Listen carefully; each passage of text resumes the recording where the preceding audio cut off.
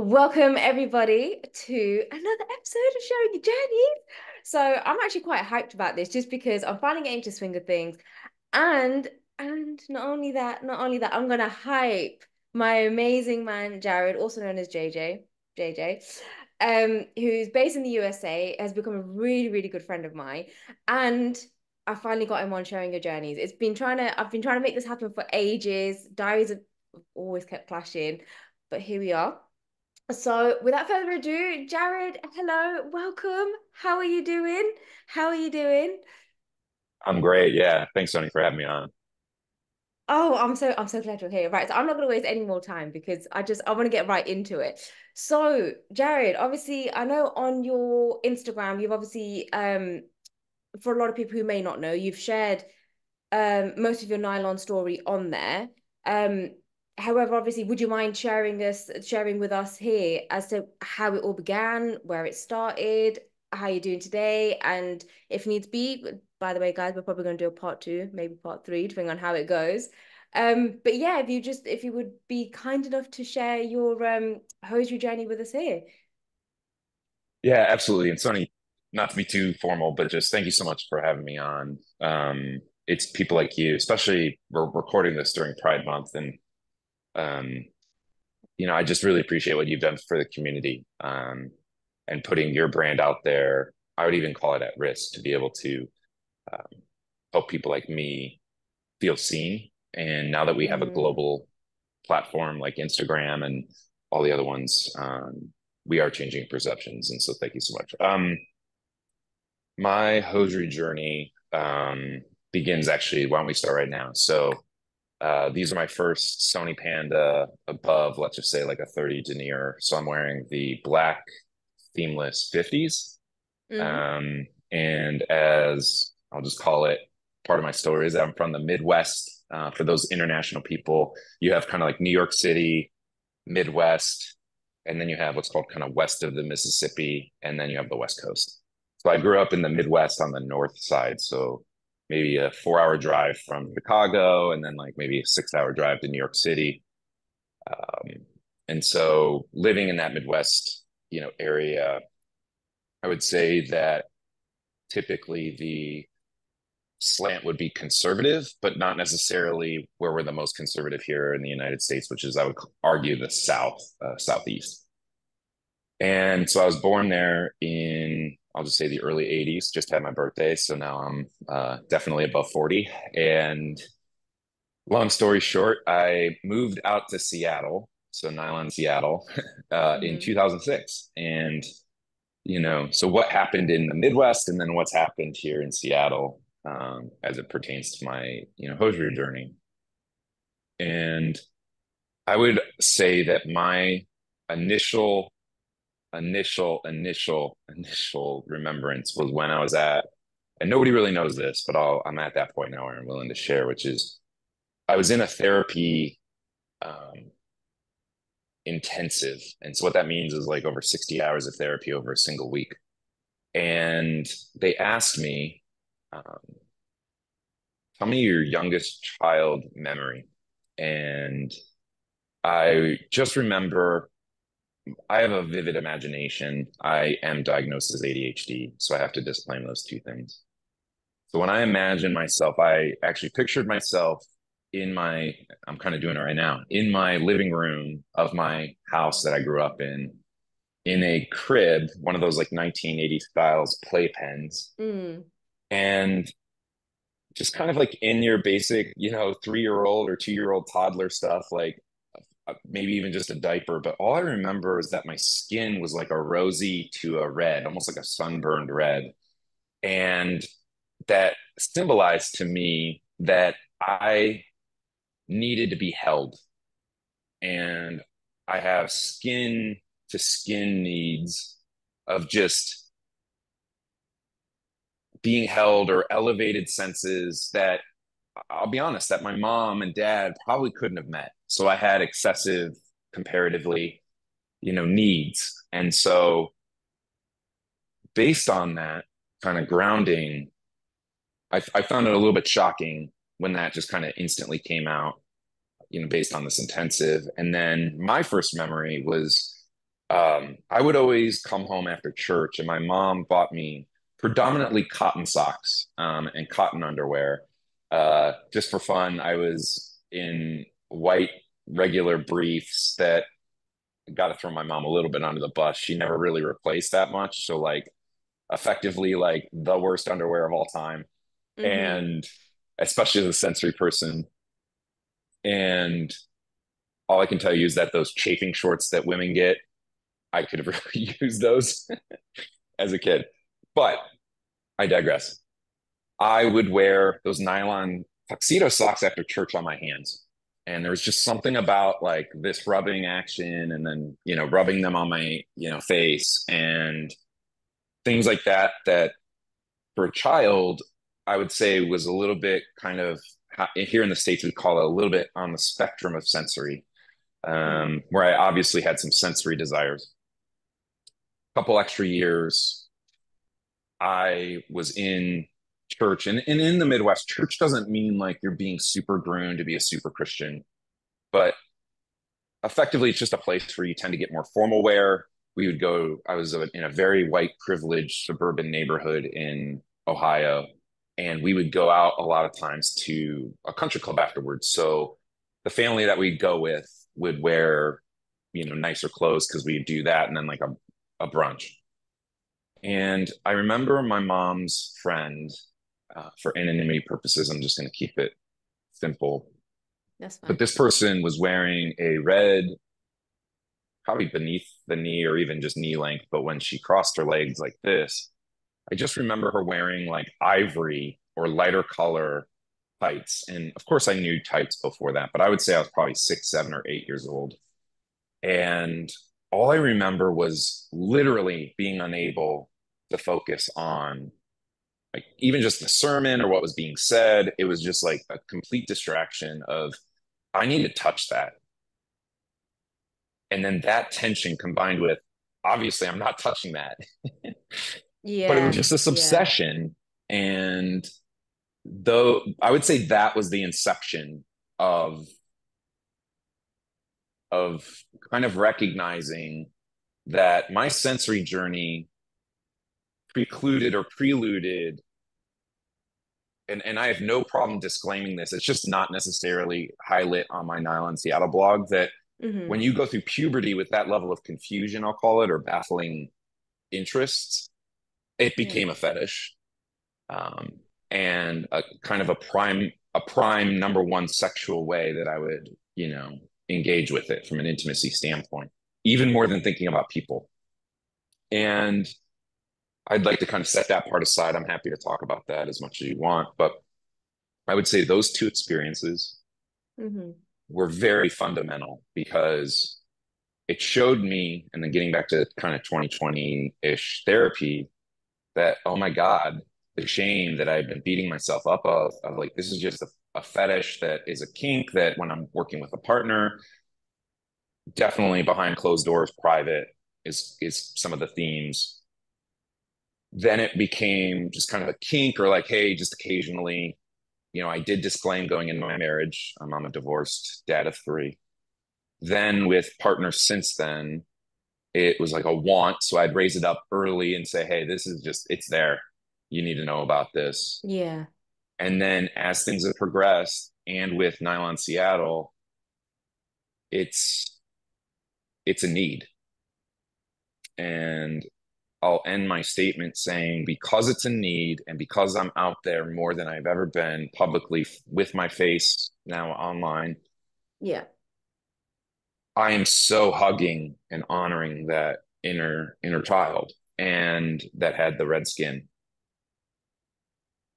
There's obviously a lot of pieces in between, but I'm a big advocate of letting my story be a little bit more symbolic and metaphorical and milestone oriented so that my hope is that the listener who's still, I'll call it suffering or closeted or whatever you want to call it, that is still on Mm-hmm. their initial journey, that I'm not just giving them a prescriptive formula, um, that they can interact with this and just say, hey, like sometimes it may be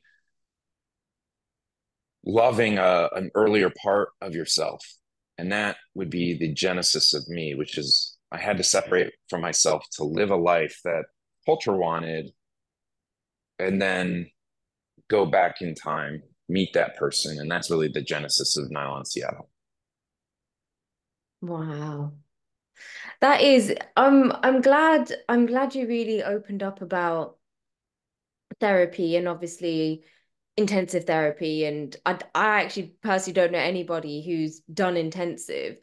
Um, it's glad I'm really glad to know on just from a standpoint of I'm very big into mental health and especially the fact that with a lot of people on these journeys, whether they're starting midway through, they're out and proud, wherever they may be, it's there still is that whole I find like it's like how I say there's still stigmas out there. There's still a lot of people that can't comprehend, like, oh my God, men in hosiery, do you know what I mean? Like, and I can only imagine how that can knock a lot of male wearers in a sense, however they choose to identify, whatever their gender may be. And I can only imagine the kind of thoughts and feelings you would have on that journey too. So it is just I'm glad you actually spoke about it because it is something that I think a lot of people, I'm not saying everybody needs to go to therapy, but it is very much if you actually can have that safe space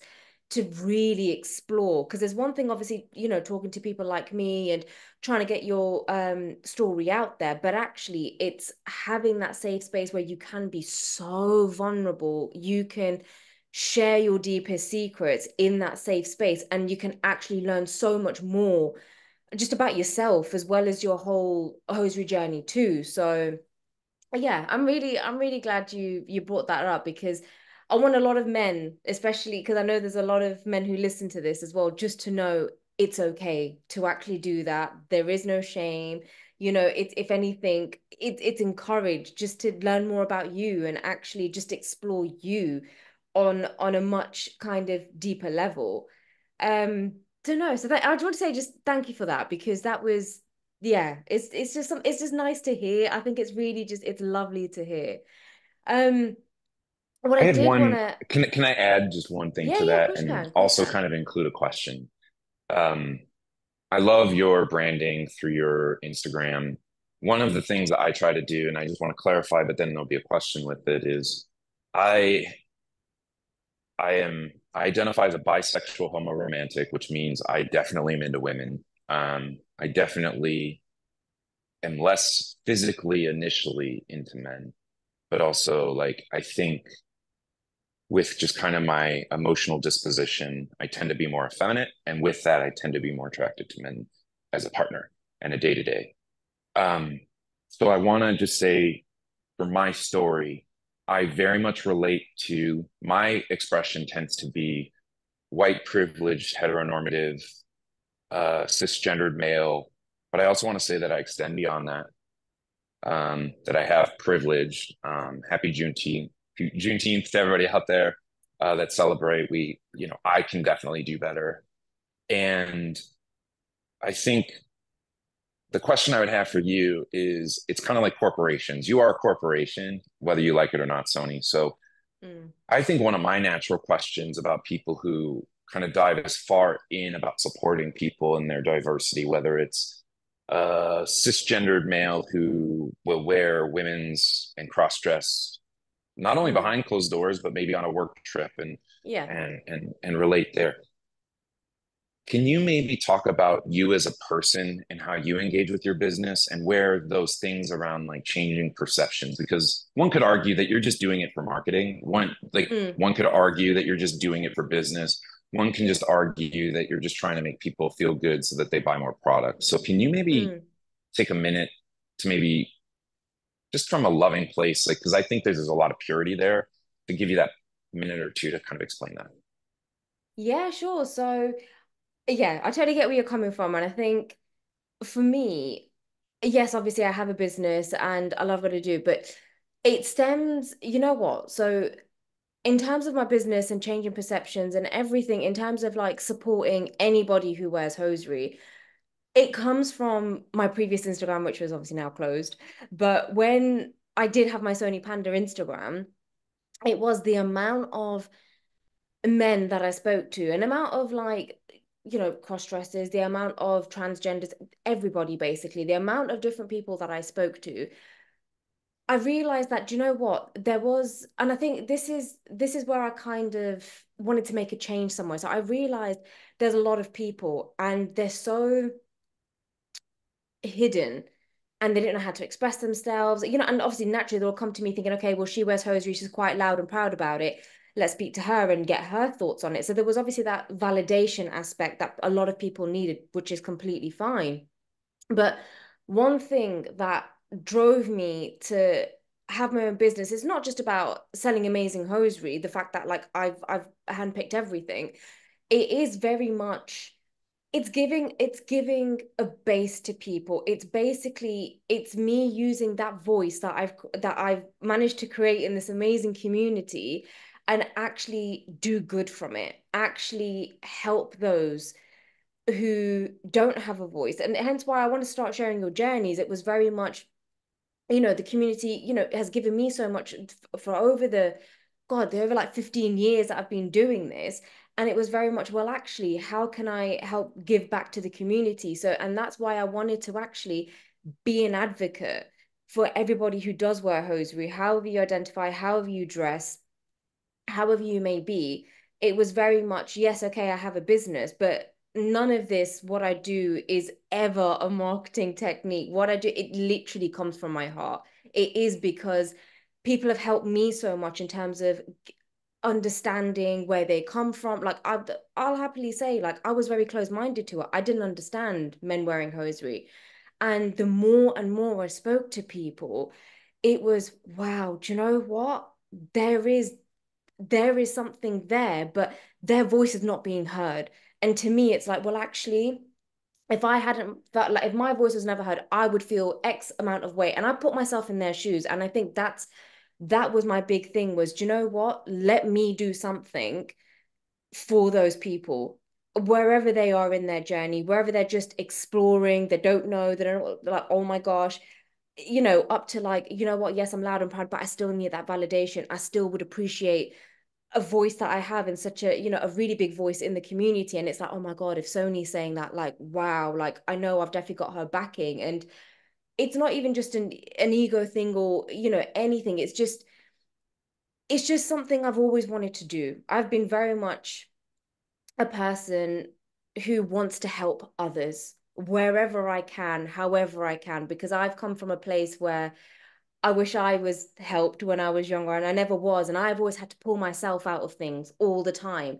And it's like if I could give that helping hand or allow somebody to have a voice on a platform, I'll do that. And I'll do that for free. I'll happily take you on and I'll happily support you wherever you're doing, wherever you're going.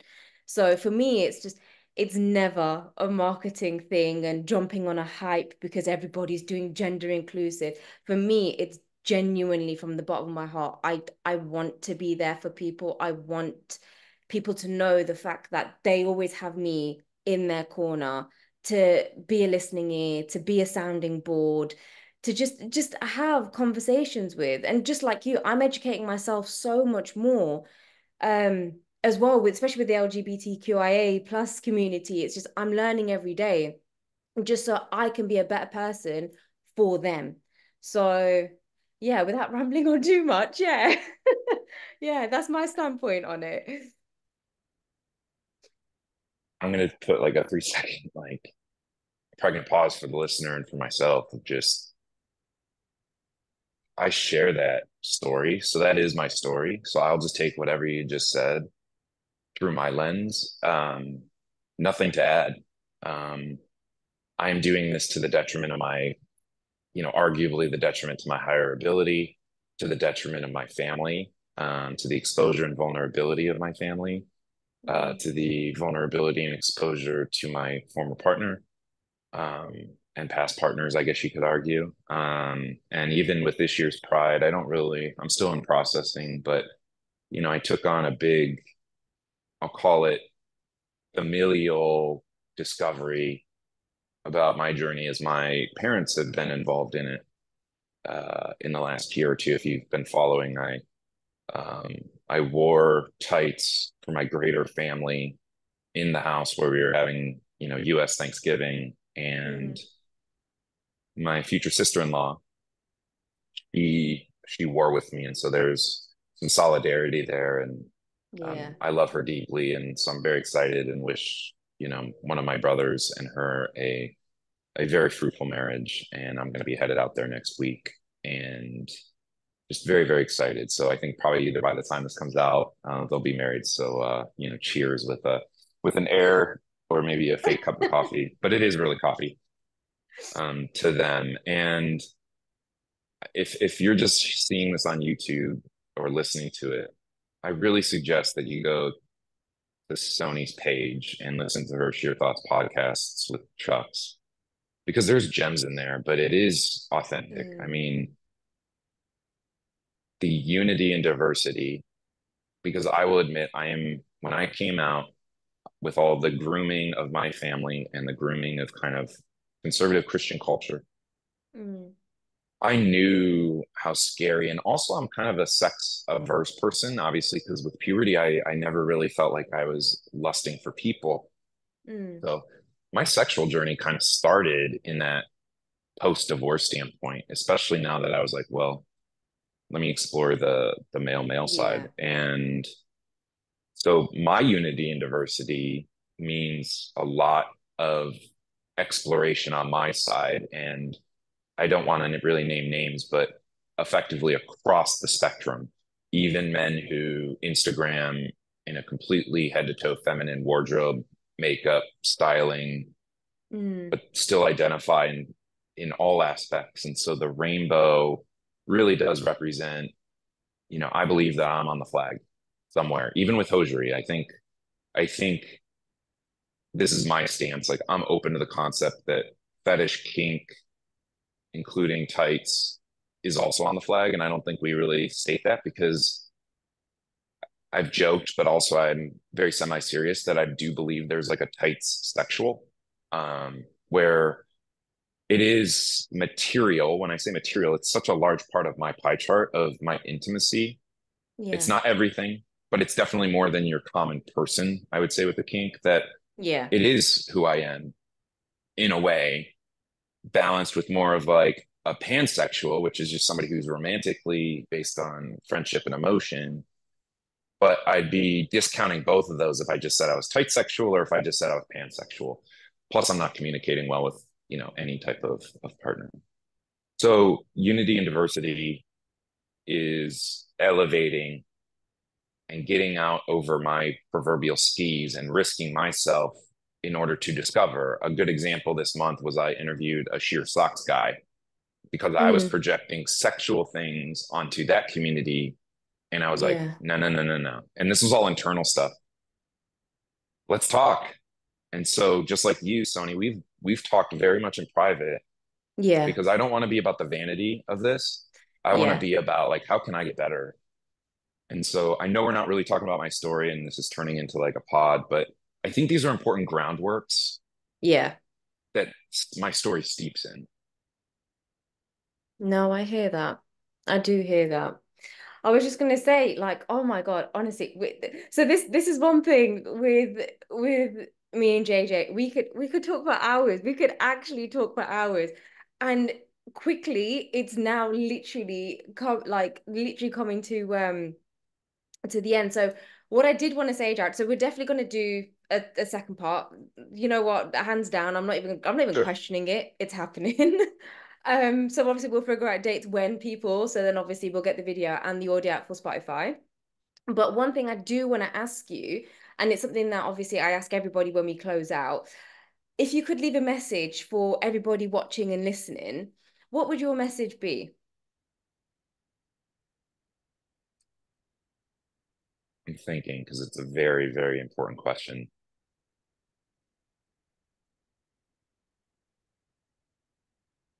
Can I say a couple? I'll start with the first one. And then if you give me the space to add a couple, I will. Okay. If nobody has ever told you in your life or for today, you have rights.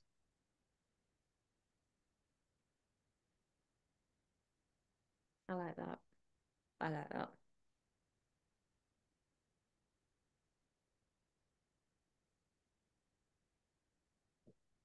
I'm gonna leave that one ambiguous, and maybe we'll do another one in the future, in a future Okay. pod. But I just reach out to me if you want more information about that. And I'll let Sony kind of articulate. But I predominantly communicate on Instagram, commenting. Hey, I'd like to talk on a post is usually the best way. So I know you're a human. Otherwise, just DM me. I have open DMs. Um, and then my only disclaim is non-sexual communication, simply because I don't really find the sexual stuff interesting within the lens I look at my blog. But Yeah. also, I don't want to invalidate that that's not there. So typically, what happens, because I want to be clear, is that I don't chat well or Instagram well because I, like you, are super busy. However, um, this is a area of service for me. So I tend to, for people who really are coming to me with their challenges in their walk in life, Mm. I'm always open for a audio chat or video chat and to really help share my details of my experience in order to help them. And I've had some very good validations. And not only that, but I've seen some people transform on Instagram and their walks, not because of me, but because I think I picked and prodded at some of their, things Yeah. that they may not be able to see. And so Yeah. that is all steeped in you have rights. And I did not know until this angel who came into my life literally for 3 to 6 months. And she very much invalidated me by walking away. She's the one who actually had me go to this intensive and then literally evaporated, I think, in her challenges of herself. And I haven't talked to her Get since. you. But she, for the first time, was like, Jared, did you know you have rights? And I teared up and I said, you know what? No. And I don't even think about the basic rights I have as a US citizen. I don't even think about the Mm. basic rights I have as an employee. And so we always hear like, oh, no is a sentence and all of this shit. But like, you have rights. You have rights. And for those people who are people pleasers like myself, you have rights. And I'm happy to talk about that offline. Thank you so much for the opportunity, Sonny. I look forward to the next one. Thank you. Thank you. So honestly, it's very powerful. Even just hearing it, I'm like, wow. Yeah. Because There's a nobody's ever said lot that of to pain. me. There's a Yeah, lot of pain and a lot of yes. closeted. And when I say closeted in this context, it's absorbing other people subliminally to avoid my inner child and holding my inner child and my inner teen. And there's inner family work therapies for those that may not know, but I'm literally talking about it from me and my imagination Mm, that when I look back at those memories, that inner teen needed to be supported as they were going through their hose journey, as well as that yeah. 4 year old needed to be held. And those kids have rights that my parents, honest to God, did not have the capacity to tell me. And so for today, Sony, you have rights. Um, and I'll say dialectically, there are trade offs to those rights. You say something stupid based on rights, there's probably some consequences, but also some Yeah. benefits. So I don't want to be all or nothing in like, you Mm, know, let's Lady Gaga everything. And it's not that I don't love her, but like, you know what I'm saying? There are trade offs. Sometimes you have to blast through like a Lady Gaga, but sometimes it's maybe a little bit more yeah. middle path. I hear that. I hear that.